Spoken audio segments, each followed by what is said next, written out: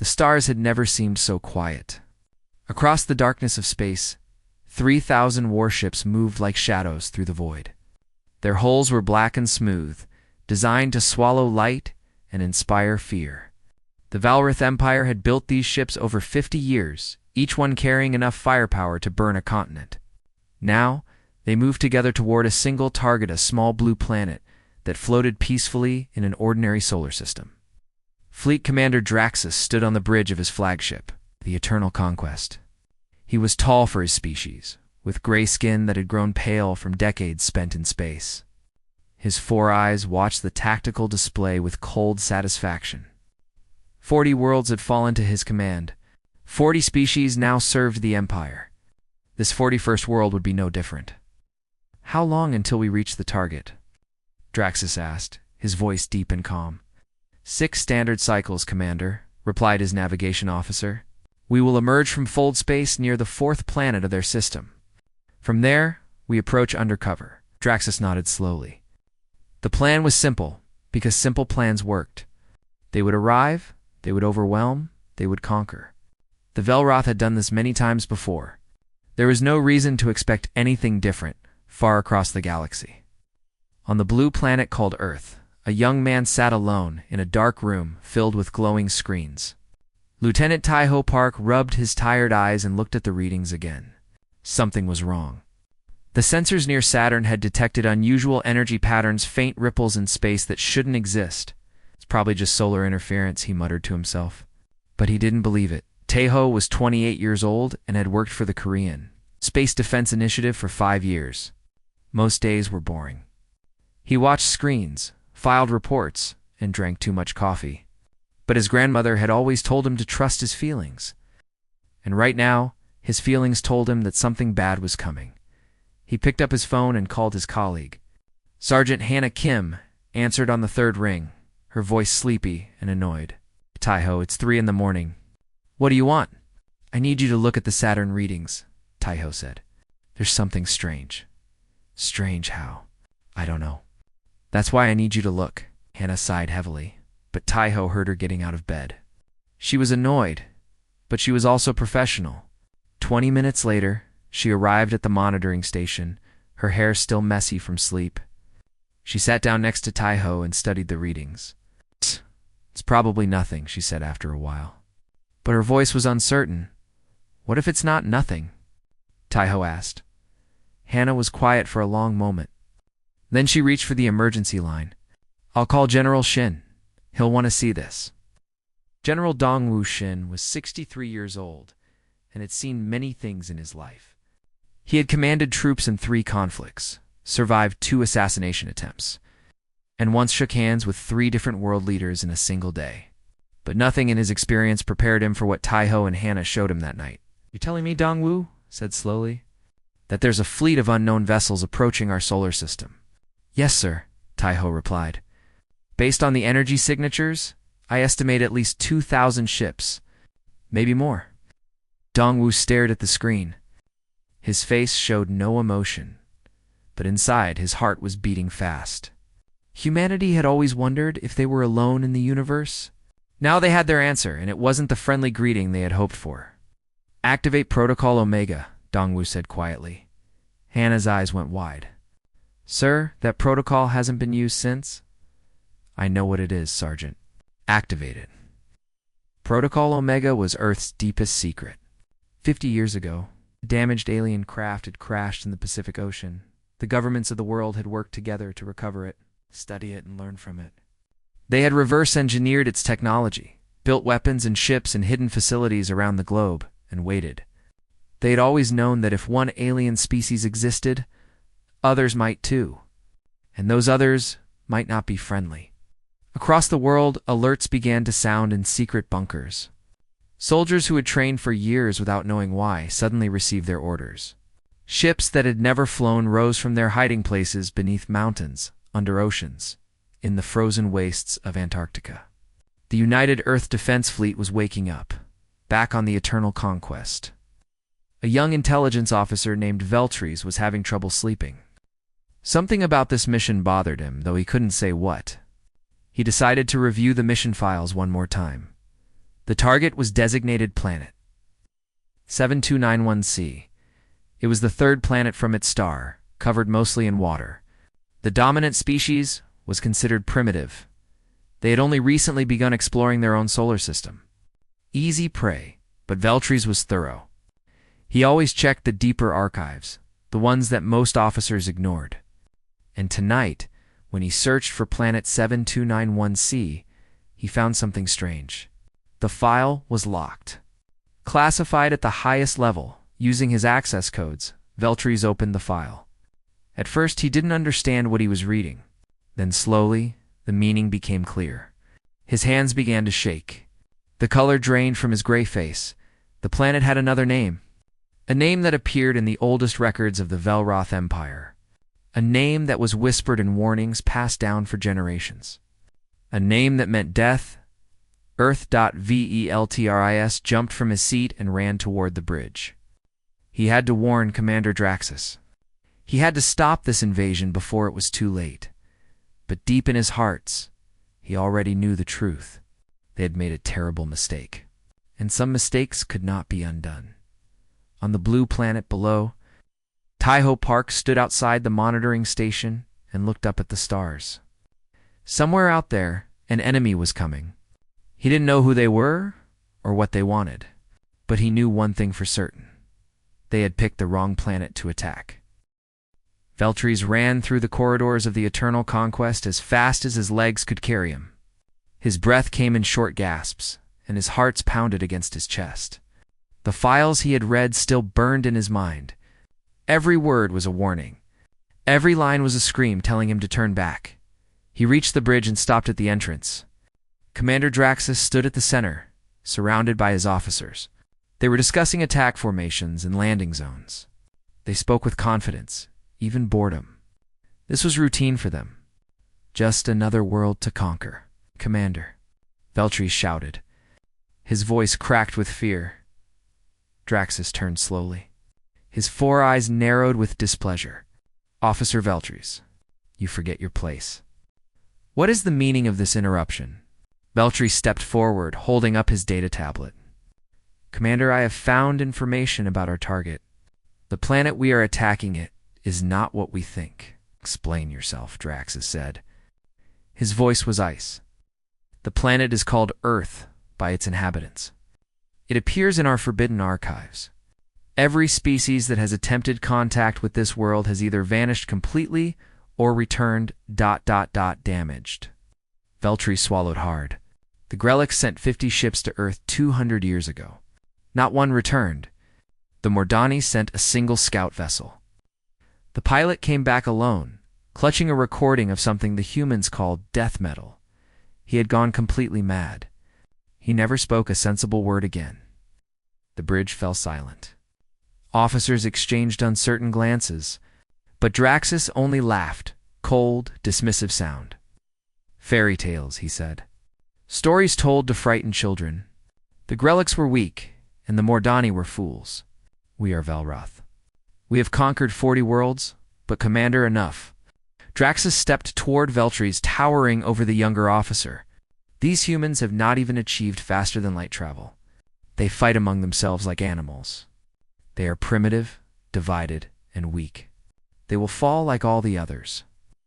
Veltries wanted to argue, but the look in Draxus's eyes stopped him. He lowered his head and stepped back. There was nothing more he could say. The commander had made his decision, and in the Velroth Empire. Commanders were never wrong, but Veltries kept the data tablet close to his chest. He would watch. He would wait. And when the time came, he would be ready to run. On Earth, the mood was very different. In a secret command center buried deep beneath the mountains of Korea, General Dong Wu-shin gathered his most trusted officers. Around a long table sat the men and women who would defend humanity. Captain Ji Ho-yoon was there, pilot with steady hands and a reputation for staying calm under pressure. Beside him sat Lieutenant Nari Beek, his wingwoman and closest friend. Major Sun Wukong stood near the wall, arms crossed, already thinking about the fight to come. And at the end of the table, Corporal Minjio listened quietly, her dark eyes missing nothing. The alien fleet will arrive in approximately 4 days, Dongwu said. We have confirmed over 3,000 vessels. This is not a scouting party. This is an invasion force. Ow. The room was quiet. The numbers were terrifying. But no one looked afraid. What do we know about them? Jiho asked. Very little, Dongwu admitted. But we know they have done this before. They conquer worlds. They take what they want. They expect no resistance. Nari smiled slightly. Then they're going to be very surprised. Dongwu nodded. Our fleet numbers only 200 ships. We cannot match them in quantity. So we will match them in quality. Every ship, every soldier, every weapon, we will make them count. The plan was explained in detail. Earth's ships would hide behind the moon, waiting. When the aliens approached, they would strike fast and hard, targeting command vessels first. Boarding parties would capture enemy ships and turn their own weapons against them. Ground defenses would protect the major cities. And if all else failed, there were other options that no one wanted to use, but everyone was prepared to. After the briefing, Jiho found Nari standing alone, looking out a window at the distant sky. Scared? He asked. No, she said. Then she paused. Maybe a little you. Not really, Jiho shrugged. We've been training for this our whole lives. We just didn't know it. What if they're stronger than us? Jiho thought about the question seriously. Then he smiled. We're human, Nari. We survived ice ages, plagues, and 2 world wars. We split the atom and walked on the moon. We invented pizza and put pineapple on it just to make each other angry. He laughed softly. If they want this planet, they're going to have to earn it. Nari laughed too, and some of the tension left her shoulders. They stood together in comfortable silence, watching the stars far above. The Velrath fleet dropped out of fold space near Saturn. They moved in perfect formation, silent and deadly, like a swarm of hungry predators. On the bridge of the Eternal Conquest, Draxus gave the order to begin the approach. His confidence had not wavered. Why should it? He had never lost a battle. He never would. But somewhere in the back of his mind, a small voice whispered a warning. He ignored it. On Earth, sensors detected the fleet's arrival. Alarms sounded across the planet. But instead of panic, there was action. Soldiers took their positions. Ships powered up their engines. Families said quiet goodbyes and then went to their shelters and in the command center. General Deng Wuxin gave the order that would change history. Send the warning, he said. Neris's hands moved across her console. A message went out on all frequencies, broadcast in every language the aliens might understand. This is Earth. You have entered our territory without permission. You have 30 seconds to leave. This is your only warning.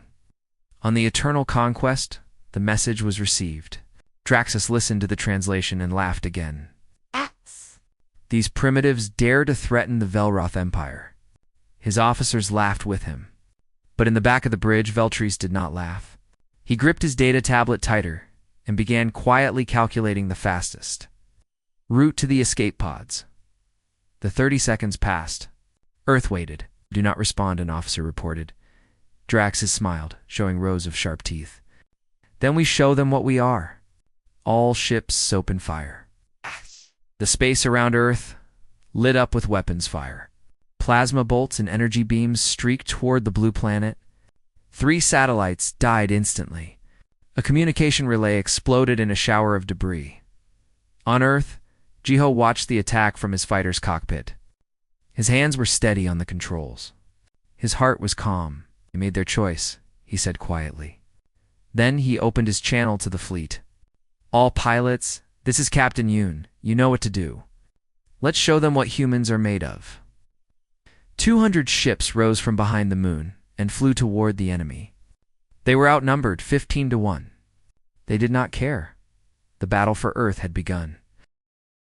The first Velrath ship died without understanding what killed it.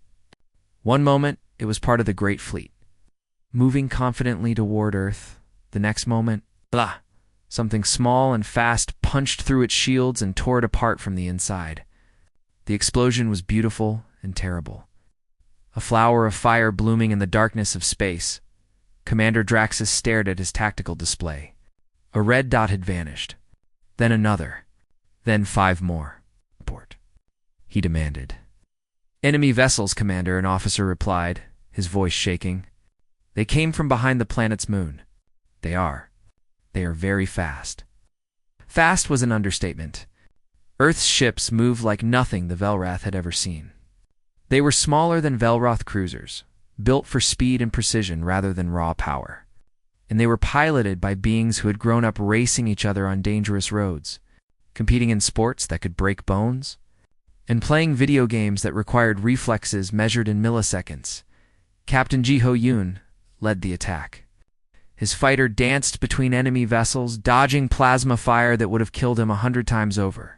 His weapons found weak points in the enemy ship's points that the aliens thought were hidden, but that human engineers had discovered through careful study. Nari, on your left, Jiho called out. Lieutenant Nari Beak rolled her ship hard, avoiding a missile that screamed past her cockpit. She fired back without thinking, and the enemy ship that had targeted her broke apart. Thanks, she said. I owe you a drink. You owe me 12 drinks, Jiho replied. But who's counting? Across the battlefield, humanity's secret fleet tore into the Velrath armada. The aliens had expected no resistance. Instead, they found warriors who had been preparing for this day for 50 years. Every human pilot had trained in simulations based on the crashed alien craft. Every human ship carried weapons designed to pierce Velroth shields. Every human soldier knew that failure meant the death of everything they loved. But the ships were only part of the plan. The real terror was just beginning. Major Sun Wukong stood in the airlock of a boarding shuttle, surrounded by 50 soldiers in powered exoskeletons. The suits were bulky and covered in armor, making the humans inside look like metal giants. Each suit multiplied the wearer's strength by 10 and could survive conditions that would kill an unprotected human in seconds. Target vessel is a Velrath command cruiser. Sun Wu said through his helmet radio. We take the bridge, we take the ship. Questions? There were no questions. The soldiers had trained for this. They were ready. The shuttle attached to the enemy cruiser with a loud clang. Cutting tools burned through the hull, creating an entrance. Sun Wu was the first one through. The Velrath soldiers waiting inside expected fragile creatures in clumsy spacesuits. What they got was Sun Wukong moving at speeds that should have been impossible. His suit servos screaming as he charged into their ranks. His first punch sent a Velrath soldier flying 20 meters backward. His second punch went through a wall. What are you? A Velrath officer screamed. Sun Hua paused just long enough to answer. We're human. Nice to meet you. Then the rest of his team poured through the breach, and the screaming started. The battle inside the cruiser was short and brutal. The Velrath were larger than humans, and had claws and teeth designed for combat. It didn't matter. The humans adapted to every tactic the aliens tried. When the Velrath used energy weapons, the humans closed the distance and fought hand-to-hand. When the Velrath tried to retreat into narrow corridors, the humans used grenades. When the Velrath locked themselves in secure rooms, the humans cut through the doors. In 15 minutes, the cruiser belonged to Earth. Sun Wu stood on the bridge, surrounded by the bodies of the Velrath crew. He looked out at the battle still raging in space and smiled. Command, this is Major Kang. Enemy vessels secured. Turning their weapons against the fleet now? The captured cruiser opened fire on its former allies. Confusion spread through the Velrath ranks. Ships that had been fighting side by side now couldn't tell friend from enemy on the eternal conquest. Draxus watched the chaos with growing horror. This wasn't supposed to happen. Primitive species didn't fight like this. Primitive species ran and hid and begged for mercy. They didn't capture warships and use them as weapons. How many ships have we lost? Draxus demanded. The answer made his blood run cold.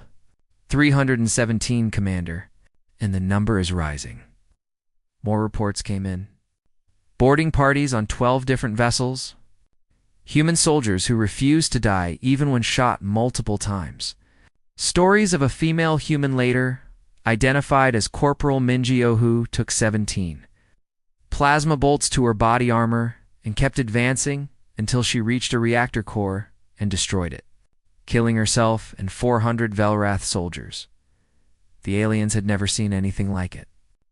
The humans didn't fight with cold efficiency. They fought with something else, something the Velrath had no word for. It was anger and joy and desperation all mixed together. It was the knowledge that they were protecting their home, their families, their entire species. It was the certainty that giving up was not an option. It was spite, Commander. Draxus finally understood what Veltries had tried to tell him. This was not a primitive species. This was a species that had crawled out of extinction not once, not twice, but dozens of times throughout their history. They had survived ice ages and plagues and meteor strikes. They had survived their own weapons and their own wars. They had looked into the darkness of extinction and laughed, and now they were laughing at him. On the battlefield, the tide had turned completely. Earth's ships, though still outnumbered, were winning.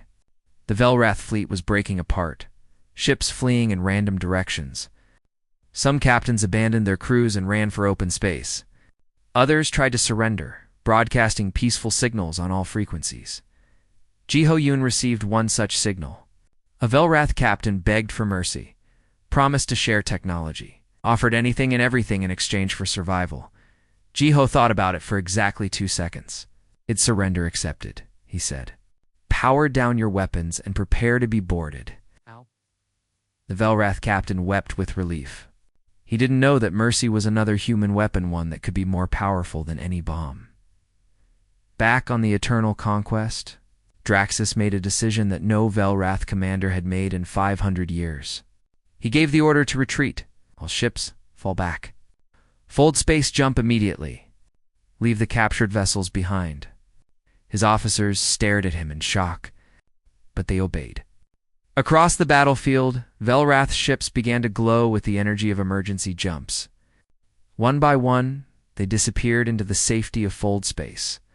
But the Eternal Conquest was too slow. Human ships surrounded it, weapons locked onto its engines. Sun Wukong's voice came over the communication system. "Attention Velroth flagship. This is Major Kong of Earth. Your engines are disabled. Your fleet has abandoned you. You will be boarded and you will surrender. Resistance is not recommended." There was a long pause. Then Draxus's voice replied, tired and defeated. "We surrender." The battle was over. Earth had won. The silence on the bridge of the Eternal Conquest was heavier than any sound. Commander Draxus sat in his command chair, hands resting on the armrests, staring at nothing. Around him, the surviving members of his crew worked quietly, trying not to draw attention to themselves. Outside the windows, human ships held position, their weapons pointed at the helpless flagship. It had happened so fast. 1 hour ago, Draxus had commanded the mightiest fleet in Velrath history. Now that fleet was scattered across the stars, running like frightened animals, nearly 1,000 ships destroyed, hundreds more captured, and the rest. The rest had abandoned their commander and fled. Draxus did not blame them. He would have fled too if he could have, in a corner of the bridge. Veltries sat at his intelligence station, scrolling through files on his data tablet. His hands were steady now. The fear had been replaced by a cold, numb acceptance. He had tried to warn them. No one had listened. And now he was going to find out exactly what they had been fighting. "Commander Veltries said softly." His voice carried across the silent bridge. "I have access to complete Forbidden Archive entry on Earth." Draxus turned his head slowly. "Read it." Veltries took a deep breath and began. "Planet designation. Earth. Local name. Various, including Terra, Gaia, and several hundred others depending on regional language. Classification. Death World. Category 7. A murmur rippled through the bridge crew. Category 7 was the highest classification. It meant that the planet itself was actively trying to kill its inhabitants. Veltries continued. Environmental conditions. Extreme. The planet experiences regular seismic events, volcanic eruptions. and atmospheric storms capable of destroying entire settlements. Temperature ranges from -90 to +50 on the standard scale. Large portions of the surface are covered in either frozen water, burning sand, or toxic plant life. The oceans contain predators at every depth. The land contains predators on every surface. Even the microscopic organisms are lethal. The inhabitants regularly die from invisible enemies. They call bacteria and viruses. Draxus felt cold. His homeworld was a gentle place, with mild weather and few dangerous animals. He had always considered it normal. He had never imagined that a species could evolve on a planet that seemed designed to kill them. The dominant species, called humans, emerged approximately 300,000 years ago. Veltries read. They survived by developing extreme adaptability and aggressive problem-solving. Unlike most intelligent species, humans did not evolve on a single continent. They spread across their entire planet, adapting to every environment: deserts, mountains, frozen wastelands, and isolated islands. This forced them to become generalists rather than specialists. One officer asked. They can do everything, Veltries explained.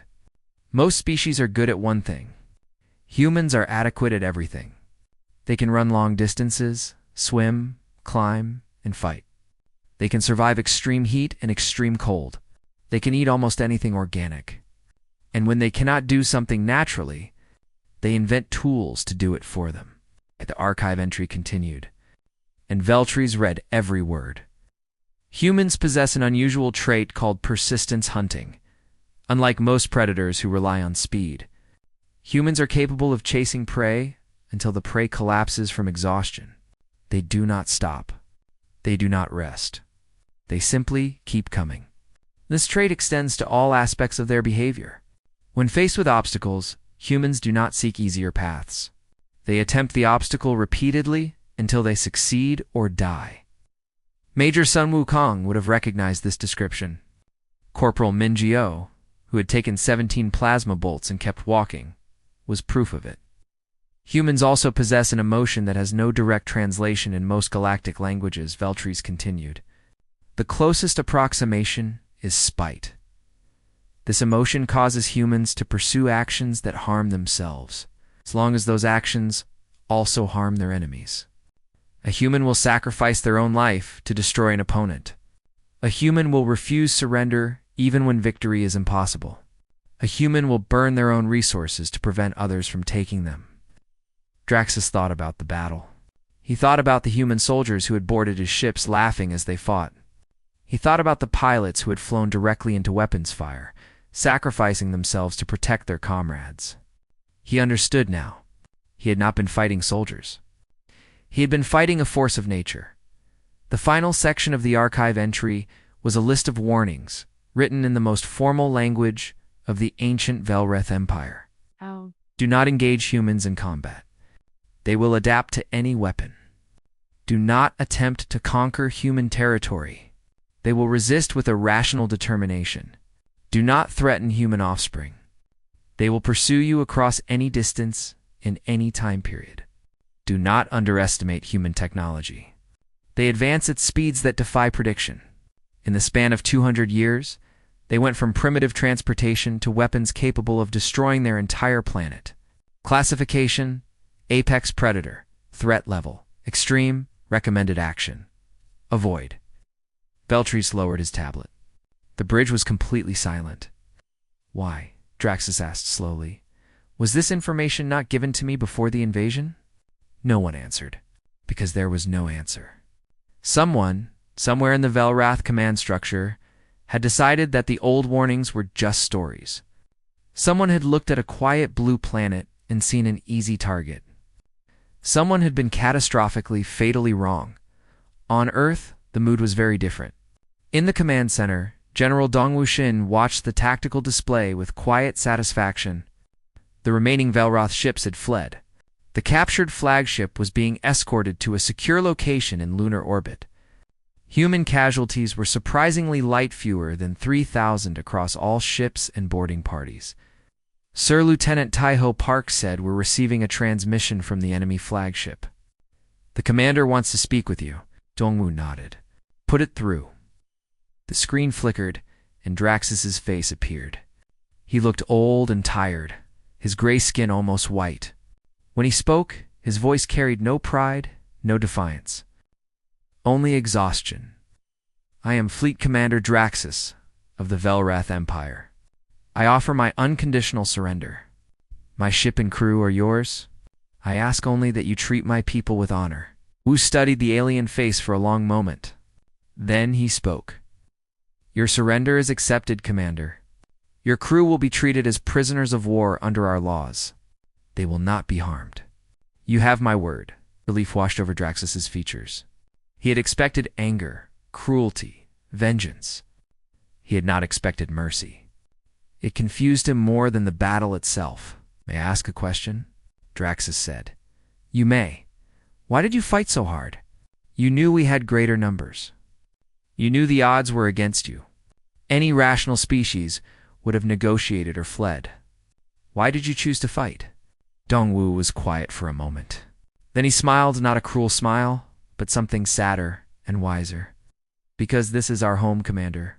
Every rock, every ocean, every grain of sand belongs to us. Our ancestors fought and died to build this world.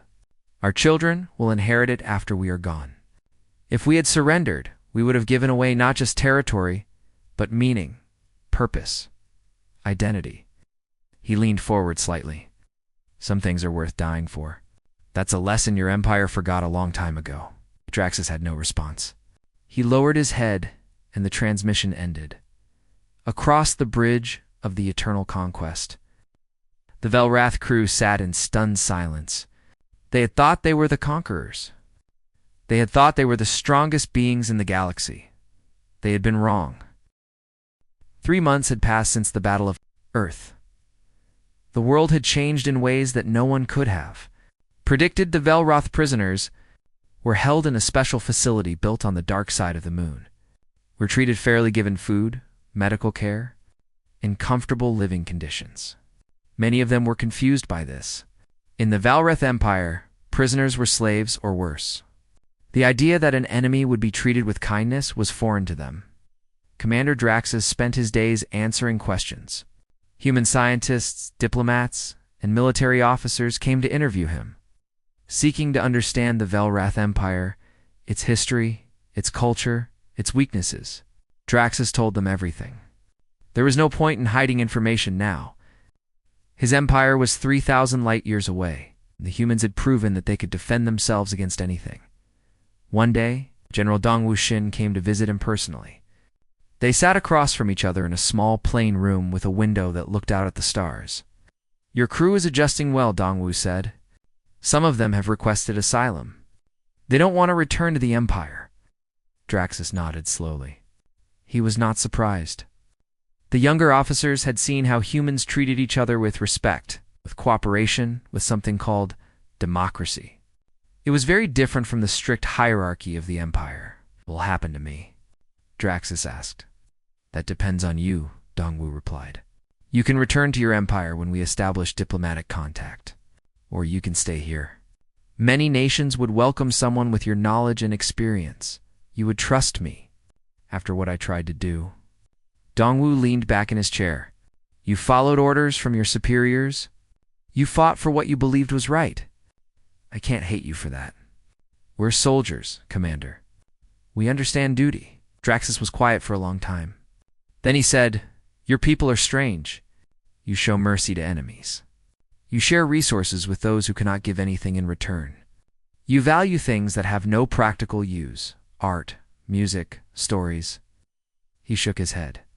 "The Empire would call these weaknesses. And yet we defeated you," Dongwu said gently. "Perhaps they are not weaknesses at all. Far from the moon, on Earth itself, life was slowly returning to normal. The secret of alien existence could not be hidden. And governments around the world worked together to explain the situation to their citizens. There was fear, of course. There was anger. But there was also something else, a new sense of unity that humanity had never experienced before. Captain Jiho Yun became a hero. He didn't want the attention, but it came anyway. Reporters followed him everywhere, asking questions about the battle, about his thoughts, about his plans for the future. He answered politely, and then escaped as soon as he could. Lieutenant Naribik found him hiding on the roof of a military building one evening, watching the sunset. "Running away from your fans?" she asked, sitting down beside him. "Running away from everyone," he admitted. "I'm a pilot, Nari. I'm not a symbol. Too late for that." She nudged his shoulder. "You're stuck with it now. Might as well enjoy it." Jiho sighed, but he smiled too. "At least the war is over, is it?" Nari looked up at the stars, now visible as the sky darkened. "The Empire is still out there. Other species too. Who knows how many? That's tomorrow's problem," Jiho said. "Tonight I just want to sit here and remember that we're alive." They sat together in comfortable silence. Watching the stars come out one by one, Major Sun Wukong returned to training new soldiers. The experience of the battle had changed him. He was harder now, but also kinder. He pushed his troops to their limits because he knew those limits might save their lives someday. But he also listened to them, cared about them, remembered their names and their stories. Corporal Minjio received the highest military honor Earth could give. It was awarded after her death. She had not survived the destruction of the reactor core. A statue was built in her memory, showing her in her final moments, damaged armor, determined expression, one hand reaching toward the target she would never let escape. The inscription on the base was simple: she did not stop. 1 month after the battle, Lieutenant Taiho Park was given a new assignment. He was asked to write and broadcast a message to the galaxy, a message that would introduce humanity to any species listening. He worked on it for weeks, rewriting it dozens of times. In the end, he kept it simple. On a clear night, he stood in a broadcasting station and spoke into a microphone that would carry his voice across the stars. "To all who hear this message, we are humanity. We come from a small blue planet called Earth. In a solar system on the outer edge of the Milky Way galaxy, we did not seek the conflict that was brought to our world. We were attacked without warning, without reason, without mercy. We defended ourselves. We won. But we are not conquerors. We do not wish to rule others or take what is not ours. We believe that the galaxy is large enough for all of us, that different species can exist together in peace, trading knowledge and culture rather than weapons. To those who would threaten us, know that we are not easy prey. We have survived our own planet trying to kill us. We have survived ourselves trying to kill each other. We have faced extinction many times, and each time we have risen stronger. If you come in peace, we will welcome you as friends. If you come in war, we will meet you as enemies, and we do not lose. To those who seek friendship, our world is beautiful. We have oceans and mountains, forests and deserts. We have art and music and stories that stretch back thousands of years. We have love and laughter and the endless curiosity that drives us to explore. We are not perfect. We make mistakes. We fight among ourselves. But we also dream. We reach for the stars because we believe that there is always something more to discover, something more to become. This is our message to the galaxy. We are here. We are awake. And we are ready to meet whatever the universe has to offer. The broadcast ended. Taiho stood alone in the station, breathing hard, wondering if anyone would ever hear his words. They did. Across the galaxy, thousands of species received the message. Some deleted it immediately, afraid of attracting the attention of the beings who had crushed the Valrath. Some saved it, studied it, debated its meaning, and in the darkest corners of the universe, ancient species who had been sleeping for millennia began to stir. They remembered a time long ago when young, aggressive creatures had walked on a small blue planet. They had watched those creatures crawl out of the mud and reach for the sky. They had wondered if those creatures would ever amount to anything. Now they had their answer. On the Valrath homeworld, the news of the defeat arrived like a thunderclap. The Emperor raged, generals argued, and citizens whispered in fear. But beneath the anger and the shame, something else was growing, a question that had never been asked before. If humans could resist the Empire, perhaps others could too. Seeds of change had been planted, and on Earth, humanity looked up at the stars with new eyes. They were not alone. They had never been alone. The universe was vast and full of wonders and terrors beyond imagination. But they were ready. They had always been ready. Sergeant Hannah Kim stood beside Lieutenant Taiho Park. "Watching the sky? Do you think they'll come?" she asked. "The friendly ones?" Taiho smiled. "Eventually. And when they do, we'll be here to meet them." He turned to go back inside, but Hannah stopped him with a hand on his arm. "Taiho, you did good. The message. It was perfect." He didn't know what to say, so he just nodded. Then they walked back inside together, leaving the stars to shine on a world that had changed forever. The humans were awake now, and they were looking up.